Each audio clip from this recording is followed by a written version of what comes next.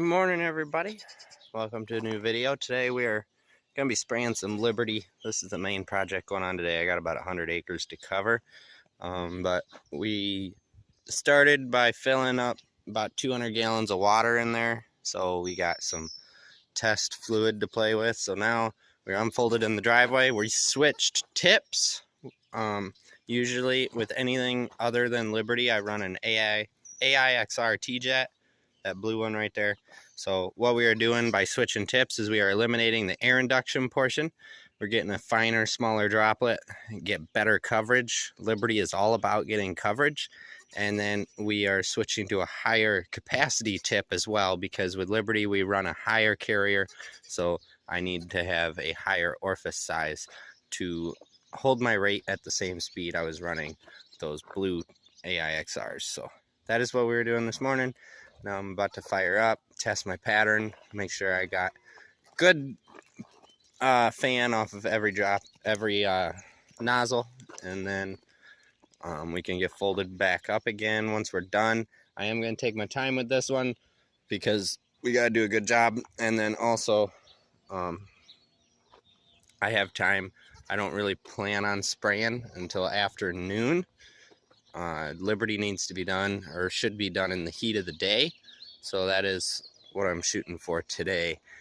We do have a grad party to go to at 4:30 this afternoon, so we'll get it done as quick as possible. But it's going to be later in the afternoon once everything heats up. I just finished loading, first load in the sprayer. Sadly, this is the way Liberty works. I cannot fit a whole 68 acre field in my tank, so I got to split it. I got two 34 acre loads and then one 26 acre load. So we're running 680 gallons total of product, or tank volume. And then each load's getting 2 1/4 bags of AMS and 8.5 gallons of Liberty. I did decide to forego putting Roundup in, and it shouldn't make a difference. We're just saving a little bit of money. And I think I talked about it in a previous video. Liberty and Roundup are kind of contradicting in how you're supposed to apply them. Roundup is supposed to be low volume, and it's systemic, so you don't have to coat a plant with it to kill it. But Liberty is the complete opposite. It's high volume, high coverage, so it kind of doesn't make sense to have Roundup in the tank with Liberty, because you'll end up with really weak droplets of Roundup that don't end up doing anything. So that is what we're going to do, is drop that out of the mix. Liberty still kills grasses just like Roundup does, so we should still be all right. I'm about to show you something that only happens on holidays. Every time. We blew this 1-inch line that feeds I think that's this middle section, so that's awesome. It's got a hole right there. So when we get up to the farm, we'll see if we can just take that clamp off, cut the hose back, and shorten it up a little more. Get us through the day. I'm gonna have to replace these hoses this season sometime, but hopefully that'll get us through. We're running higher pressures because of Liberty, so that's showing those little things like that are going bad. You don't run 60, 70 PSI on anything else. But I do have to run 70, 80 PSI on foliar, so it's good to get these little bugs worked out before that, because otherwise, instead of having $10 an acre Liberty all over the ground, you'd have $35, $40 an acre fertilizer all over the ground, which would be worse. So anyway, what I'm saying, could be worse, but we're going to fix it. Keep going. This field's done, I think. We may end up with issues because I didn't see that. I don't know when that blew out in this field, but it was late because I just shorted myself like this half a pass. So yeah, we'll see. We'll find out in about a week when all these weeds start to die, or some of them don't die. There we go, we're all set. That line's got plenty of slack in it. This side runs inside of the hinge point, which is different than the other side The other side runs outside of the hinge point, and it's really tight when folded up, which those lines say Ag Chem on them, but we're gonna get them all tore off this week and get them replaced. We'll take them off and lay them out in the driveway and get a measurement on how much we need and get them coming, because I'm guessing there's like 200 feet of hose on this thing, being 80-foot booms. Like that, majority of it, pretty much everything is two runs of hose over 90% of the boom, so it's probably going to be 200 feet, I would imagine, but we'll see. While the sprayer's over here, I do need to put a pump of grease in each wheel seal and also grease these boom pivot points, because they will start giving me fits if I don't grease them regularly, and it's been a couple of spray days since then, but I try to do it the equivalent of if I was running 24/7 with this thing once a day, so that's kind of what I shoot for. We're out here, first field of beans that we planted, just finished up spraying them. Look pretty good. You can row them pretty well. So we'll be back out here in a couple weeks foliaring these ones. These ones are high management, so they'll be getting full douse of whole cocktail of stuff. Saw mostly a trip making up for, well, we shorted it with the planter, but it's also gonna get some sugar, some other little stuff, some more boron. This field's a historical 35 bushel farm, so we'll see if, got a yield goal of 60 on here. I'm not expecting to hit that, but I'm hoping this will surprise me and really show how that program is useful. Alright, we just sprayed our last load out. The next thing we are doing with this sprayer is putting 28 on wheat tomorrow night. So we're going to go ahead and do our flush today so that nothing has time to dry out and residualize in that tank. So I dumped what I had left in there already. There was about 50 gallons in there. And we just hooked back up like we were going to fill again.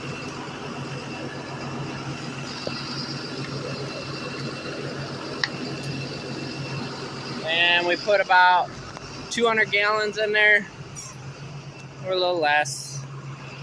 And then we dumped some tank cleaner in and let it agitate for 10 minutes.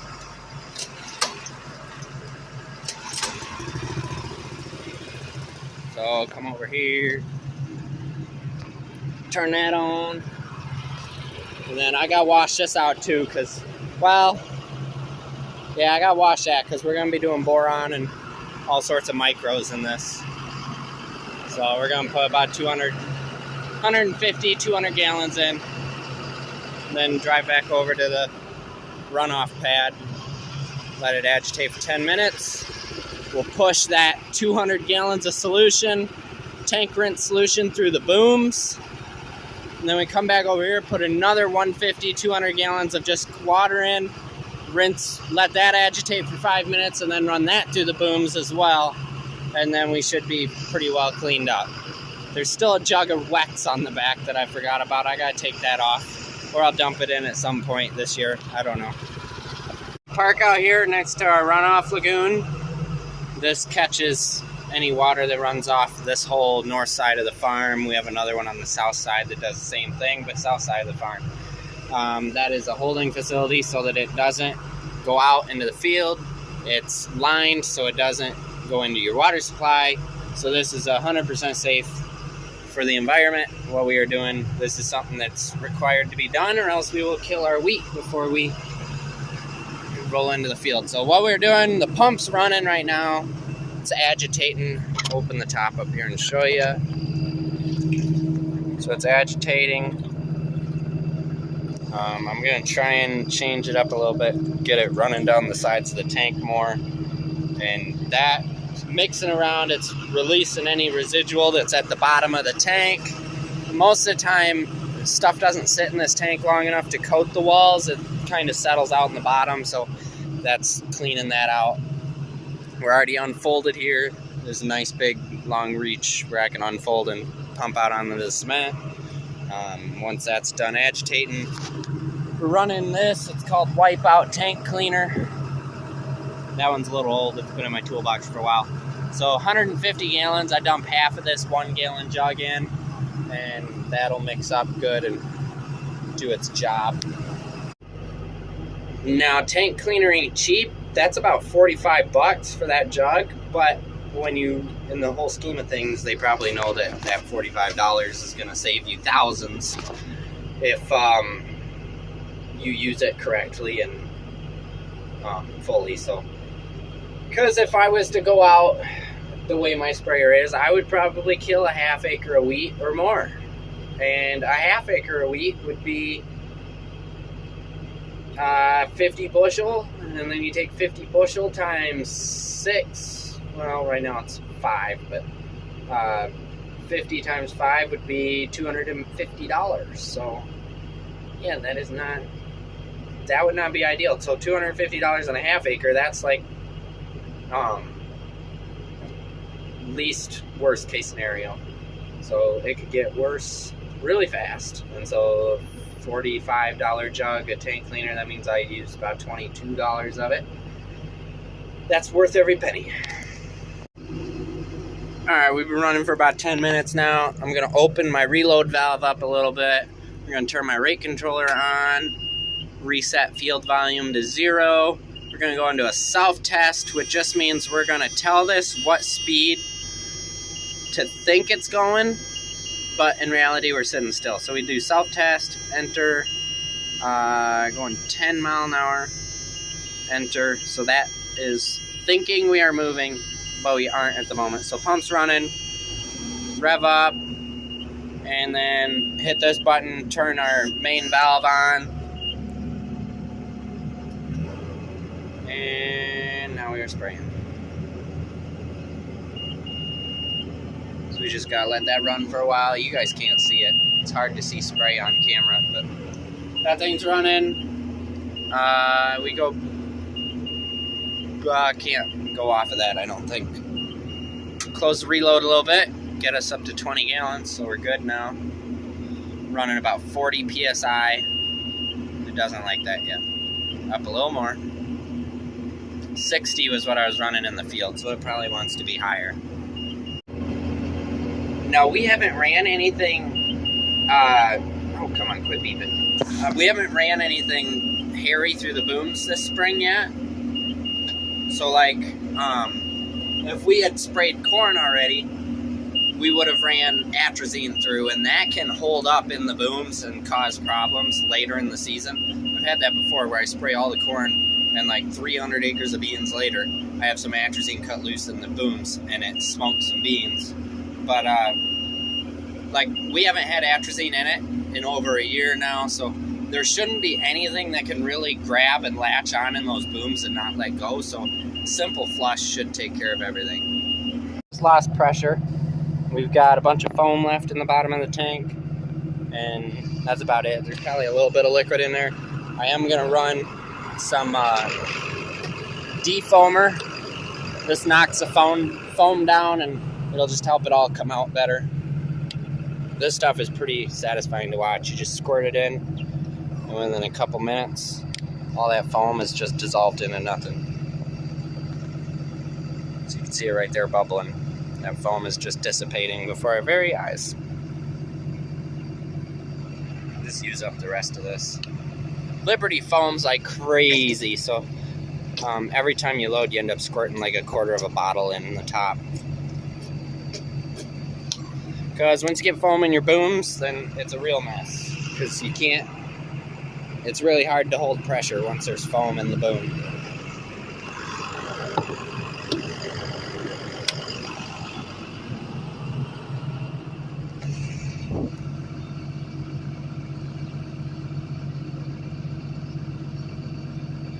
Alright, Alright, so now we'll open the valve up, dump all that foam and what little liquid's left in there, then go and get our clean water and do a rinse. The sprayer has about 50 gallons, 50 to 75 gallons that you cannot get out through the booms that gets left in the tank, because it starts, I think it starts, what do you call it? Starts whirlpooling or whatever you call it, where it starts sucking air out of the inlet. So you gotta dump it. All right, there we go. There's all the foam.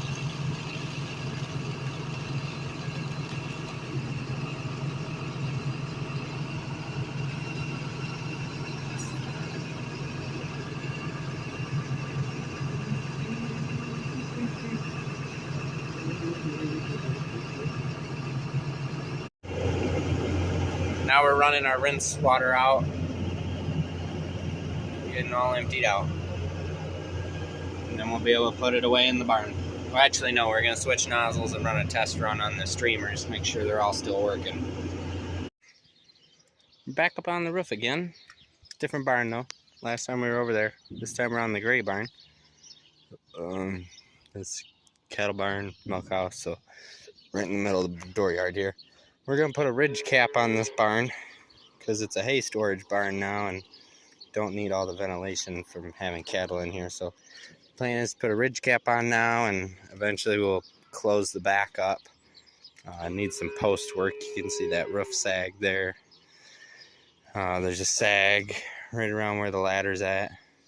So we got to fix that stuff. But for now we're going to get the ridge cap done so that hay quits getting wet and spoiled and no good. So the plan is we're taking rough steel and running it long ways, cutting it in strips and just bending it over the peak and screwing it down. We need about 10 inches wide, a strip 10 inches wide to go across there, and then we can come up here and screw them in. This roof is kind of interesting. This was a kit barn way back in the day. There was a company selling these. So this is like 6 or 8 foot on center trusses, and the purlings are up on edge. And then this is really cheap steel, because if you step in between the purlings, it really flexes. So try to stay on the purlings at all cost. But you can see it in the plastic there. 2x4 is up on edge. So yeah, there's this one, and then there's one at Uncle Billy's house. That's the same company, bought at the same time, put up at the same time. I don't know. It's still standing, so I guess it was a decent kit. So, yeah. We'll get this ridge covered up and we'll be all set. Last night, I got a few pieces cut to go up as the ridge cap. Got a lot of scrap. But I was in the process of cutting this one when the nibbler broke. So I went this morning and got some stuff to fix it up. The anti-rotation thing broke, and so I rigged it up. It'll work for a little bit. Hopefully just long enough to get done. It's going on surprisingly well. Got a little ripple there we're going to have to deal with. It might bend down over time. Oh, there we go. I fixed it. Yeah, so I went excessive every rib with screws on this first piece, and then after that I'm spacing them out every other rib, and then once we get down to the other end, or if we get down to the other end today, we will go every rib again, just to keep the ends from being able to flip up. So that's good though. We're going from the west, and we're tucking under the previous piece to keep the west winds from blowing the cap off. I think it works pretty good. Got from there to there yet to do. We got a lot of it. Go down and cut. I'll cut 4 more strips and see how far that gets us. And then we should be close enough to the end to where we can shoot a measurement and get a one cut to length. So looking good, looking good. And just like that, project is complete. Just gotta jump down, pack up the steel that we didn't use, and stack up the scrap steel from trimming it all up. Didn't even need to trim down a piece. We were just able to overlap it a little more, and it fit right in there. So we're all good. This barn's ready for hay. I think while I have all this roofing stuff out, we're gonna jump over there and patch that hole, so that that barn will quit leaking. For a while, we're gonna put a steel roof on that barn someday, but not this year. So just make it get through. We got those 2 holes. We got a hole in the shop roof, so there's quite a bit of patching to do. We'll try and get it all done today. So what I'm gonna do, I think, is I'm gonna take one of these long pieces, snip it in half, use a piece for each hole. That big hole might take 2 of them, so we'll see. And then we're gonna take some of these pieces. They weren't wide enough for this roof, but they'll be good up there, and do the same thing we did on this roof and just curl it over the peak so that steel can't run underneath that steel and still drip through the hole. Alright, I'm up here snapping some measurements. See how wide a piece we need specifically for that one. I can span that one with a single piece of steel, but I'll figure out what I need for that one. I gotta be a little more careful on this one. This one's about 4 feet taller than that one. If I fall through this one, it's gonna hurt a little more. So, yeah. Anyway, I suppose I should have it on video in case, but that one looks pretty precarious. Purlings and everything look kinda, not good.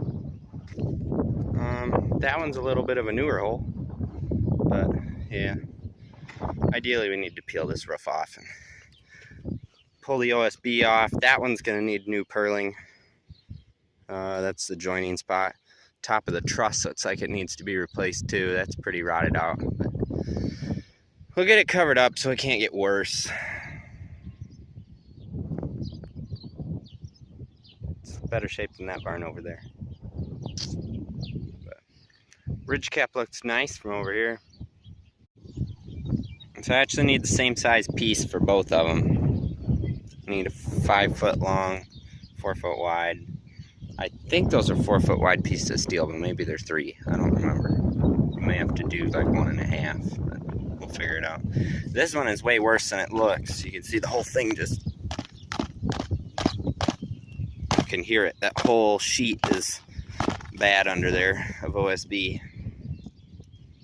So, yeah, probably should have done this last year. I don't know why I didn't. I need a SkyTrak or scissor lift. Oh well, gonna have to make it work for today. That's all the steel pre-cut, ready to go on. We are doing 1.5 feet as far as width goes because those sheets are like 3.5 feet wide, so not quite enough. So we're doing 5 feet wide, 5 feet long, and then putting a 5 foot peak on it. Dad just dropped off screws. He ran home. He got done with a doctor's appointment this morning, and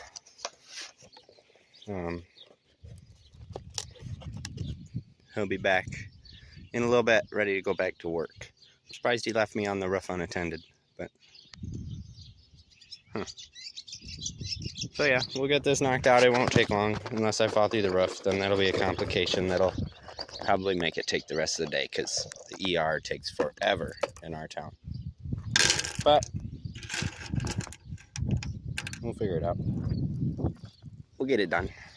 And I'm looking at the shop roof, and I didn't know, every day those power lines sag more and more, and the actual guy wire is down below the roof line. And so when I'm looking at that, I'm like, man, if I'm standing on that roof, I am within 6 feet of those actual live lines. So I think we're gonna put that off. I'm gonna call DTE and try and get that power line resolved. We called them a couple months ago to get that line moved because we want to rebuild that barn at some point, and we know it'll take months or even a year or more to get those lines moved. So we were trying to get the ball rolling on that, and we said, hey, your lines are down into our roof on our barn, and it cut off access to back of the farmyard with machinery. We were trying to get the combine up from the back field and couldn't get around the line. And they were out within 24 hours, but they never came and actually talked to us. We watched their bucket truck go down the road here, and then within a minute it said your issue was resolved, and they didn't do anything. So I actually sold straw to a DTE guy, and he told me how to word it to where, and how to do it where you actually have to have face-to-face communication with the officer or the planner. So we are going to get that going again, because we want to get those lines moved. That line used to run right where that barn is, and so when they built that barn, they got them moved there, but they didn't move them all. They just moved those ones so that they could build the barn. And they actually built that barn around the power lines because it took so long for them to take the power lines down. We needed a place to put heifers, so they built the barn. And then DTE got really mad when they came out and saw the barn was built around the power lines, and it was like, oh well. So they moved those lines to the up to this point. So what will happen probably, and what we want them to do, is move those lines out in line with those ones and just cut across the front yard in that way, because that'll be easier and safer. And we want to up the eave height on that shop a little bit. We also want to come off the front with a little addition for pickup truck bay and stuff like that. So if we can get them to do that, that would be nice. There you go, finished product, one patch done. Got the stuff laying down there. We're gonna do that one now. So before and after. There we go, second one's done. We're all set. So those bottom sheets of steel do go all the way up to the top of the peak. So you see there is a gap there where a driving rein could get up in there, but if it gets all the way to the top, it's just gonna run down the other side. That bottom piece I made sure to go all the way up, and then that second one folds it over so that hopefully nothing runs this direction. But obviously, this being used steel, there are plenty of holes in it where there's going to be a little bit of leakage, but that seepage should be past the hole. It should run down the shingles yet. We'll see. It's going to be better than it was. We can park hay wagons or hay trailers in here and grain trailers in here now and not worry about coming back to a hot spot. So in that case, it is better. But yeah, that wire there, though, is the only complication keeping us from having an easy roofing job. I'm not sure how you tackle something like that. It's not even sitting on its little holder anymore. I don't know what happened there, but I don't know. Yeah, so if they were the height of the pole, I'd be all right. But if you look at how high they are relative to the top of the barn, that's just too close for me. I mean, like, if I was standing under it and jumped, I could touch it. And I don't know, I wouldn't think twice about it probably, but we had a guy just down on the corner get electrocuted, and he was on the ground in the back of a dump trailer under wires. Like, he was 8 feet from him and got electrocuted and taken to the hospital. So I'm not, like, the hot lines are right at the roof line at the end of the barn there. This barn's 120, I think. And they are right at the top of the lean-to. So yeah, they're a little too low. I'm not gonna risk that. And it's humid today, so that kind of ups the chances of something happening. So yeah, that little piece of steel right there, I'm perfectly fine with it staying where it's at. And we'll fix it another day when after DTE addresses these lines. Just took the disc spine out for a spin. I'm running back out here to check my height because the field that we're going to cut first is a little on the rockier side, so I want to have a little bit higher cut height than usual. That way I don't tear a bunch of knives up and stuff like that. But you guys will have already seen that, though, once this comes out, because Dad recorded it on his phone. We'll just post it from there tonight, probably. So, let's see. That thing cuts about as well as the lawnmower. Oh, it's a good height. It's probably 2 or 3 inches. 2 inches in some spots. So, yeah, that'll be fine. So, yeah, it works. Went back and forth. We've got a hay field over there we're going to cut. And then we got the big 15-acre alfalfa field on the other side, so we cut a lane through there. I don't know if that tractor will fit under that guy wire or not now, but usually we cut our way over there and then cut that. That's about 2.5 acres. And we got 15 acres of supposed to be 50-50 grass alfalfa, but the alfalfa took over.